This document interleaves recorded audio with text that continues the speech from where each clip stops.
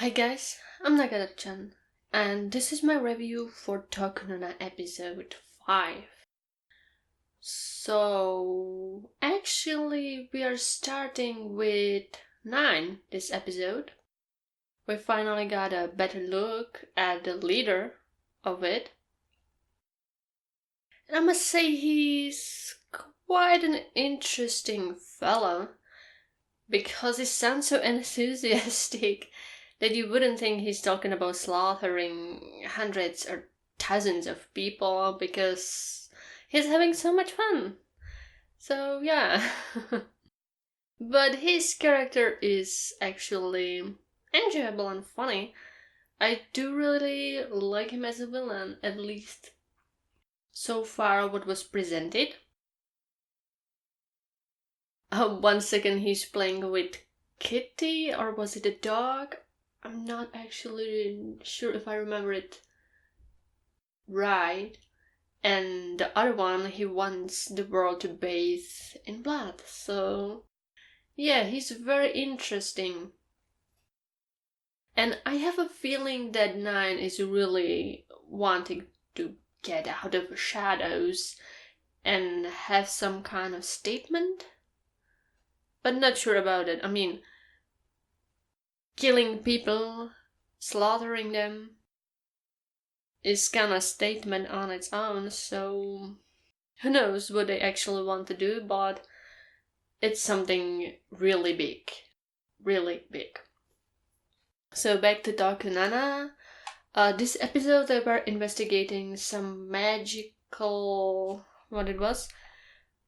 Where it is? Magical responses. And they were like investigating them because they were very similar to the ones in that bomb case, I think in episode 3. So they wanted to be sure nothing else will kind of blow up again. Or almost blow up. Ichino-san Seiji had quite an interesting thought about magic. Because it seems like Seiji doesn't know much about it, which I find intriguing. Because he was present at the attack 9 years ago, which definitely had something to do with magic. Then he tanked attack, magical one. Kana can die, or whatever, but still don't know anything about it. I don't know, something about it just feels kinda weird.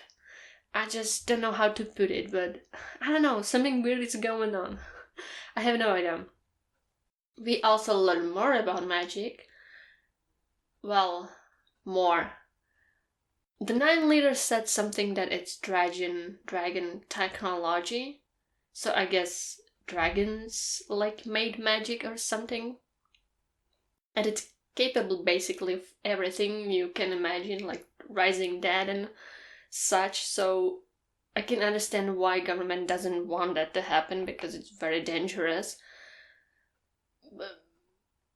But like the way they were talking about it, especially about people who can use magic, it's like it kind of doesn't matter if you use it for good or if you use it for bad. I mean, even if you actually use it, it's just that it's banned, and if they know you can use it, you're capable of it, they will just knock on your door and kidnap you, so...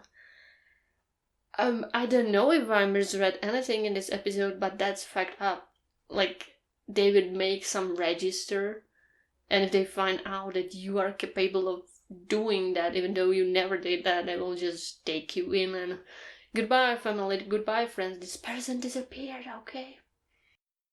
Maybe their government should chill a little bit, if you know what I mean. I mean, I can get it. So far it seems that dragon, right? Dragon magic is very dangerous. But still, like, if you would do that, of course people would hate you and would try to use magic to do something to you. Maybe that's what, like, 9 guy is doing.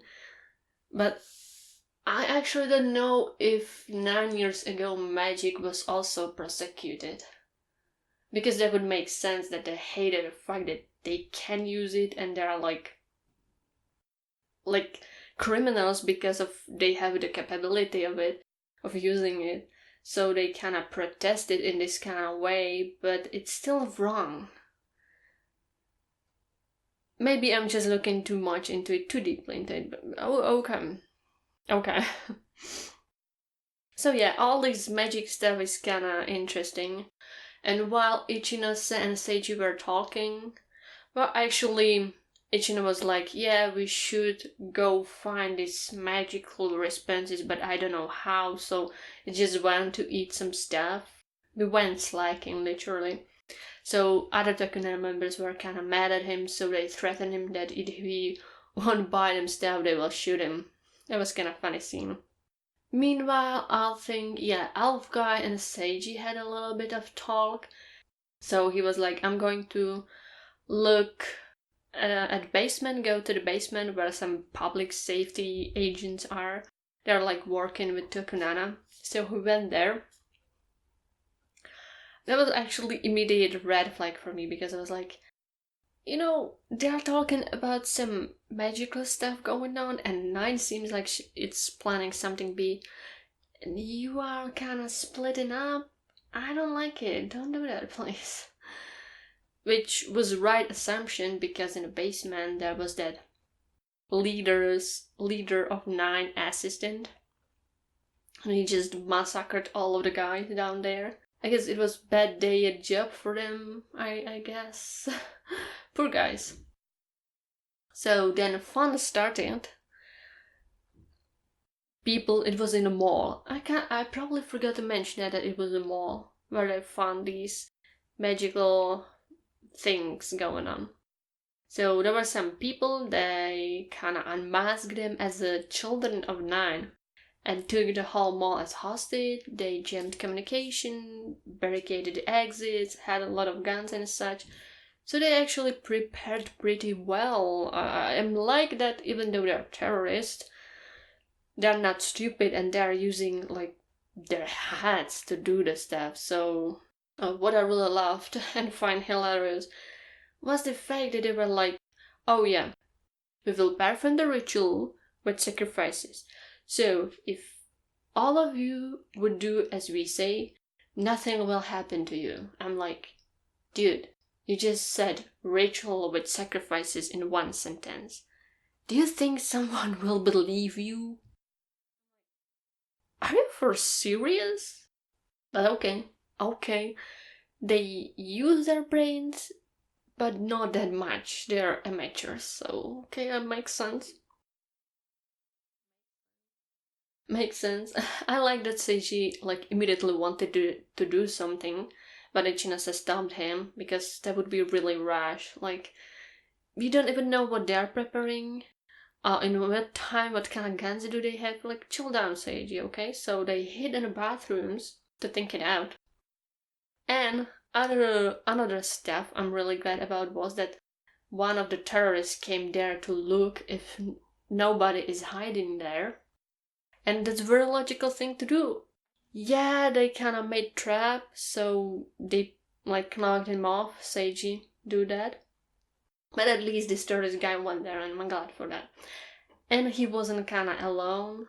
Like, there was a guy who I guess sent him there, and they were talking through walkie-talkie. So yeah, Ichinose was like, I think he talked with him because these people don't know each other that well, I guess. I mean, which is good for Ichinose and Tokunana group. And so he was like, oh yeah, it's clear hill, nothing happened, nobody's here, I'm back in a minute. And another hilarious fact was that he wanted Seiji to play this guy's part, like the one who went there to check if everything is okay in the bathroom. Poor Seiji, he looked so terrified of that. I mean, I kinda understand that playing a terrorist, you don't know like if they know each other that well or whatever. It was kinda cool, but at least he didn't went there alone. Ichinose went with him, and he played a guy who was supposed to be hidden in the bathroom, so Seiji like kinda took him with him. And goddamn, Ichinose is great actor. That acting skills, damn. Like, he did a really great job. And he got some information out of the other guy. So then Ichinasa had talk with this guy. They actually had a cat talk. Because the terrorist was fan of cats. Which was funny, he like even had shoes with cats and some cat pin, and used like cat stickers while commenting it through mobile phones, because they were mostly using messages, like they didn't want to talk in person. Don't know why. Maybe for nobody to hear what they are saying. So it was hilarious, and then they caught him off guard, and Seiji again took him down. And there were, I think, other like 2 people or 3 people, but they were taken out by other Tokunana members, which used this distraction to take them down and get inside, which would help them to solve this whole freaking problem. And it seems they're supposed to make the sacrifices in 8 hours, so they still have a time. Good for that. Now they have more people inside, which is also important. But still, like, I wonder how they will do that. Because it's kind of tricky. They have, like, heavy weapons, some rocket launchers or something. So, and also they are prepared to die. So that's like ticking bomb. They're sitting on a ticking bomb, and that's not good, actually. But back to the elf guy who was down there. Good for him. He understood the situation kind of well, but he got himself kind of surprised by the assistant of 9 and got shot. I was immediately like, please don't kill him. I like him.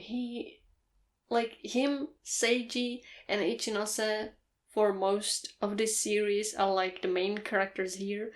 And I do really like him. He has like nice interaction with Seiji and Ichinose, even though he don't like Ichinose. I don't want him to die. So it kind of was like jumping between him and Seiji and Ichinose. So he got shot by the assistant, and in the end, he was like lying on the ground looking at this assistant guy, and I was like, brother? I was like, wait, what? What did you just say? This guy who's working for 9, actually under the leader, is your brother who you thought died 9 years ago. Well, that's a plot twist, because I was thinking that his brother might be the guy who saved Seiji, like the policeman. Some other people thought that that policeman who helped Seiji 9 years ago might be this guy, the assistant. But I think they're actually the same person. So that was unexpected. It never crossed my mind that it could be the one person. So, well played. Somehow, I never thought about it. I was like, yeah, he might be the guy who saved Seiji, but I think it was Nijo's brother who died who saved him. But them being the same person kinda didn't cross my mind. Weird, isn't it? So, he was his brother the whole time. And you can actually see that he went through some kind of accident because his face looks a little bit messed up. So maybe that will play the role. Oh, this episode was 8 out of 10. I really enjoyed that. Yeah, that plot twist really caught me off guard. Some people might like think that. I kinda didn't. And I'm more hyped for next episode, so we'll see. We will see what happens, and I want to know what the hell Seiji is. And how the story between Nijo and his brother will end. Yeah. And if there will be sacrifices, so yeah. It's getting better and better. I think that's all. Goodbye and see you next time.